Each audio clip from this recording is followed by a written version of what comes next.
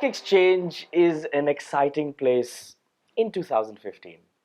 Many years back, it was very different. There's been a clear evolution. That's why we're going to go back to the birth of the stock exchange. That's the year 1602, Amsterdam. And this was where the Dutch East India Company was born. This was in Netherlands then, and the Dutch East India Company had something very simple.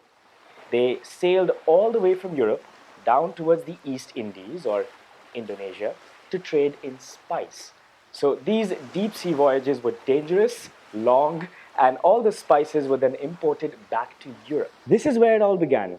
The ships would sail all across under Africa, the coast of Madagascar towards India, crossing towards Indonesia. That's a long way off. For the spices, they took such a big risk of failing, pirates, and who knows what. The problem here was this was unprecedented. It was expensive, it took thousands of men, and these are not one or two ships. These are thousands of wooden ships going. So there was a risk, and it was really expensive. Now, this posed an interesting situation. On one side, you had amazing spice trade profits. The profits were humongous, to say the least. But then you had the risk of pirates, the risk of falling, and the biggest risk, it was expensive. It required loads of capital. So how did you solve such a situation? The directors of the company, the Dutch East India Company, did something crazy, something never done before. They sold a tiny portion, just a small portion, a little sliver or a share of their company to the general public. This way, the general public got a small ownership of the company, but the company itself was able to raise capital. Business expanded, flourished, and they made even more money. Perhaps even without realizing it, the shares started to trade hands. And that exchange happened in the Amsterdam Stock Exchange. And that is the birth of the first stock exchange. So tell me, what comes to your mind when you hear the word stock exchange? I know you're thinking of Sensex, but what do you imagine? Is it something like this? As technology has evolved, so has the stock market. Back then, people used to stand in big pit areas and scream with gestures and try to get their shares. So it was face to face, and they used to exchange physical shares. But as everything has changed in our lives, technology has entered this space as well. A stock exchange now looks something like this. Server rooms, it's all digital now. You get all these buy and sell transactions right here in digital space. But the question is this: if you have a buy order for every sell order, and for every sell order there is a buy order, right? And it's equal, all you need to do is agree on the price, then how do stocks move up and down? Think about it. If there's a buy for every sell, how do stocks move up and down? And who's deciding this? Is there someone sitting somewhere deciding how much the price of Reliance should be or the price of Facebook shares should be? Well, the truth is, and the answer to this is, the marketplace. The invisible hand, said by Adam Smith. I'm going to place an order for Infosys and show you how the marketplace works. So to trade on the National Stock Exchange, the first thing you need is this software. You get it after you sign up with the broker, and it'll look something like this. This is a market watch. So we have Bank of India from the exchange, the BSE. On the NSE, we have ALBK, BHEL, and ZEAL. Now, let's add Infosys over here. So first, I go and select my exchange, that's the NSE, and select Infosys. Okay, there it is. So 2087, that's the last traded price of Infosys.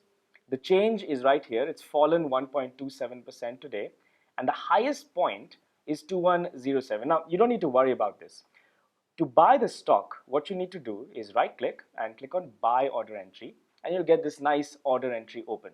Now, you can select, let's say, a quantity of 1 share. So, I want to buy 1 share today, and I specify the price. Say 2090 is what I'm specifying, which is the same price over here, about 20 paisa higher. After I press enter, the status is complete. Right here, you can see fill status complete. I've actually bought one share of Infosys in front of you. I bought Zeal earlier, as you can see, but we also bought Infosys. Now I own one share of Infosys. Pretty neat, right? Remember when I talked about buyers and sellers lining up? Well, you can see that here as well. This is the snapcode dialog. Now, this is Infosys. Don't get too alarmed. On the right side, you'll see value. That's 390 crore rupees. That's the amount that is traded, exchanged hands today. And over here you have on the left side a blue box, which are the total number of buy orders coming in right now. If you notice, they keep changing. So someone's asking for 300 shares, 9 shares, 233 at different prices. And on the right side, you have a list of sellers.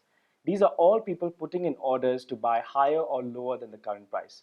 And that's how demand forces are. We'll talk about that in just a bit. So that's how everyone nowadays buys a share through the internet. Stock exchanges take orders like the one you just saw every single day. And there's stock exchanges in every major city around the world. For example, in India, we have the NSE and BSE, right? These exchanges have a combined turnover of 520 billion a month. Welcome to Dalal Street. This is where it all happens. And that building behind me, that is the Bombay Stock Exchange. It's Asia's oldest stock exchange and probably one of the fastest too. It started way back in 1875. So the question is, what does a stock exchange actually do? A stock exchange like the Bombay Stock Exchange basically finds buyers and sellers. It matches those orders efficiently. And for that to happen, for millions of trades to happen, you need something called liquidity. Liquidity is basically a fancy way of saying many buyers and many sellers. The abundance of these market participants creates a liquid market. And that's exactly what an efficient market needs. The Bombay Stock Exchange has a fascinating history. And back then, trading was very different from what it is now. Wouldn't you like to know what the open outcry system was? Let's find out.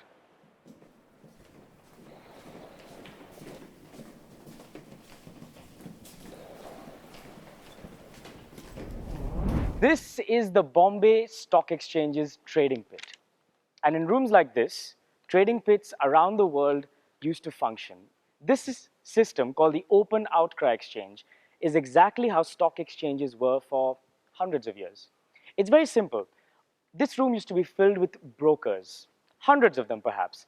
A client used to call for a stock he wanted to purchase, and the broker who represented him would buy and sell stock using hand gestured bids and offers. But things were not digital as they are now. Now, we have everything digital, but back then, things used to use physical shares. Real hard copies of companies were being used. But, as we all know, everything is online now. You can place an order, and in a matter of seconds, you could buy shares of a stock that you require. The BSE, for example, has a response time of 200 microseconds. That means it's really, really fast. Also, it has a capacity of something like 5 lakh orders a second. But you see, the BSE is a little more than this. As I said, a stock exchange is a place to bring buyers and sellers together. So when you put on that buy order, it gets matched digitally in this very building with another seller. The Sensex today is up 150 points. Now, what does that mean? Well, an index's job is to find the average movement of the entire exchange. Let me explain. So that's the Bombay Stock Exchange, right, behind me. That has 5,500 stocks listed on it. That's a lot. So on any given day, if you had to quickly know whether the stock market is up or down, how would you do that? You would have to go through each stock. But even that is difficult because some are heavyweights, which make lakhs of crores of rupees, like Reliance or Wipro. And then we have other companies which we've not heard of, small ones. So how do you know whether the market is generally up or generally down? Look at that. That's the ticker tape. And you'll be able to see a few indexes over there. It tracks ITC, Coal India, Wipro, all the big stocks. And what the Sensex does is takes the average of all of those 30 stocks and gives you an idea of its point up or point down. So today, the Sensex is up 150 points. That means the market is generally up. Just remember this. that the Sensex is a weighted average of the top 30 companies. That's it. And in a quick glance, you can tell whether the market is generally up or down. But this brings me to another question. How do you know of the size of a company? Is it a big company or a small company? Well, the term used for that is called market capitalization. And it's a very simple calculation. The total number of outstanding shares in the company, that means all shares in existence, multiplied by the current share price. That's it.